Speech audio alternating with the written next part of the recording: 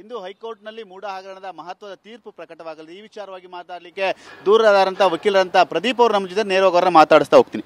Sir, ಇವತ್ತು ಮಹತ್ವದ ತೀರ್ಪು ಇದೆ, ಏನು ನಿರೀಕ್ಷೆ ಇದೆ ಇವತ್ತು ನಿಮಗೆ ದೂರದಾರರಾಗಿ?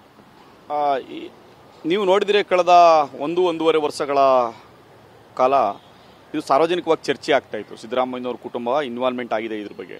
ಆ ಇನ್ವಾಲ್ವ್ಮೆಂಟ್ನ ಆಧಾರದ ಮೇಲೆ ನಾನೊಂದು ಕಂಪ್ಲೇಂಟನ್ನು ದೂರನ್ನು ಮೊದಲಿಗೆ ನಾನು ಲೋಕಾಯುಕ್ತ SP ಗೆ ಕೊಟ್ಟು, ಲೋಕಾಯುಕ್ತ SP ತದನಂತರ ರಾಜ್ಯಪಾಲರಿಗೆ ಕೂಡ ಪರ್ಮಿಷನ್ಗೆ ಕೊಟ್ಟಿದ್ದೆ.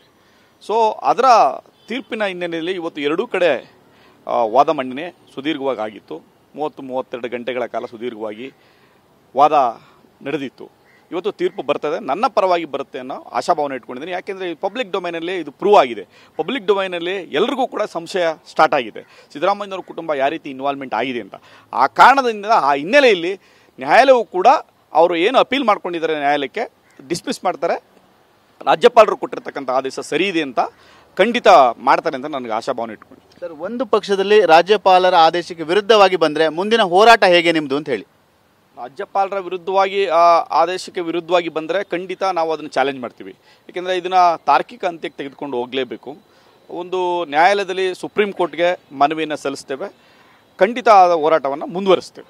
ಒಂದಷ್ಟು ಚರ್ಚೆಗಳಿದೆ, ಈಗ ದೂರದಾರರನ್ನ ಆಮಿಷ ಒಳಪಡಿಸಲಾಗ್ತಿದೆ, ಅವರಿಗೆ ಬೆದರಿಕೆಯನ್ನು ಹಾಕಲಾಗ್ತಿದೆ ಅಂತೇಳಿ. ಆ ಥರದ್ದೇನಾದ್ರು ನಡೀತಾ ಇತ್ತಾ? ಅಲ್ಲ, ನನಗೆ ಆಮಿಷಗಳು ಹುಟ್ಟಿರೋದು ಯಾವುದೂ ಇಲ್ಲ. ಆದರೆ ಒಂದಷ್ಟು ಬೆದರಿಕೆಗಳು ಬಂದಿದ್ದು ನಿಜ. ನನ್ನ ಮನೆ ಹತ್ರ ಬಂದಿದ್ದರು. ಅದರ ಹೊರತಾಗಿ ಬೇರೆ ಯಾವುದಿಲ್ಲ. ಅದು ಒಂದೇ ಒಂದು ದಿವಸ ಮಾತ್ರ. ಅದರ ಹೊರತಾಗಿ ಯಾವುದೇ ರೀತಿಯ ಆಮಿಷಗಳು ಯಾವುದೂ ಇಲ್ಲ.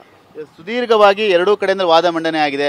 ಒಂದು ಕಡೆ ಇವತ್ತು ನೀವು ಹೇಳ್ತಾರೆ ಒಂದು ಆದೇಶ ನಮ್ಮ ಪರವಾಗಿ ಬರುತ್ತೆ ಅಂತ ಹೇಳಿ, ಅದು ಇನ್ನೊಂದು ಕಡೆ ಹೋರಾಟಕ್ಕೂ ಸಿದ್ಧವಾಗಿದ್ದೀರಾ ಅಂತ ಹೇಳಿ, ಮುಂದಿನ ಹೋರಾಟಕ್ಕೂ ಕೂಡ?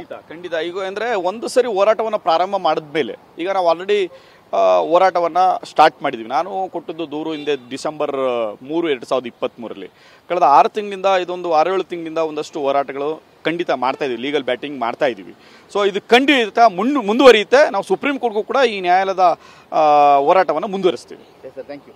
ಇದಿಷ್ಟು ವಕೀಲರಂತ ಪ್ರದೀಪ್ ಅವರ ಮಾತು. ಇವತ್ತಿನ ಹೋರಾಟದಲ್ಲಿ ನಮಗೆ ಜಯ ಸಿಕ್ಕೇ ಸಿಗುತ್ತೆ. ಯಾಕೆಂದರೆ ಇದು ಸುದೀರ್ಘವಾದ ಹೋರಾಟ, ಇದು ಪಬ್ಲಿಕ್ ಡೊಮೈನ್ನಲ್ಲಿರುವಂಥದ್ದು. ಹಾಗಾಗಿ ಈ ಒಂದು ಹೋರಾಟಕ್ಕೆ ನಮಗೆ ಜಯ ಸಿಕ್ಕೇ ಸಿಗುತ್ತೆ. ಒಂದು ಪಕ್ಷದಲ್ಲಿ ಹೋರಾಟಕ್ಕೆ ಜಯ ಸಿಕ್ಕಿಲ್ಲ ಅಂದರೆ ನಮ್ಮ ಹೋರಾಟವನ್ನು ಕೈ ಬಿಡಲ್ಲ. ಮುಂದಿನ ದಿನಗಳಲ್ಲಿ ಸುಪ್ರೀಂ ಕೋರ್ಟ್ ಹಂತಕ್ಕೂ ಕೂಡ ಈ ಹೋರಾಟವನ್ನು ತೆಗೆದುಕೊಂಡು ಹೋಗ್ತೀವಿ. ಎಲ್ಲ ರೀತಿಯ ಹೋರಾಟಕ್ಕೆ ನಾವು ಸಿದ್ಧವಾಗಿದ್ದೀವಿ ಅನ್ನೋ ಮಾತುಗಳು ಕೂಡ ಹೇಳ್ತಾ ಇರುವಂಥದ್ದು. ಕ್ಯಾಮರಾಮನ್ ಸೈಯದ್ ಜೊತೆ ಸುನಿಲ್, TV9 ಬೆಂಗಳೂರು.